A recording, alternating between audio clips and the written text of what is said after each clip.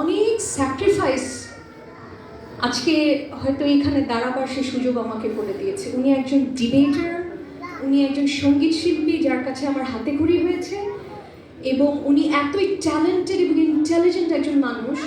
ওনাকে ক্লাস 4 থেকে 6-এ উত্তীর্ণ করা হয়েছিল তার পরীক্ষা নিয়ে, যে সে সো ট্যালেন্টেড যে তাকে 2 ধাপ এগিয়ে দেওয়া হয়েছে স্কুলে। সেই মায়ের সন্তান আমি গর্বিত।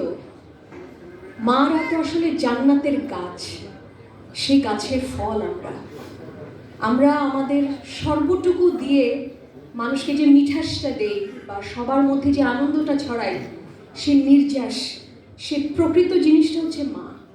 হ্যাঁ, বাবার অনেক অবদান থাকে সন্তানের কাছে, কিন্তু বায়োলজিক্যালি, সোশ্যালি, ইমোশনালি 23 ক্রোমোজোম হলেও মার প্রভাব আসলে অনেক বেশি থাকে সন্তানের প্রতি বা সন্তানকে।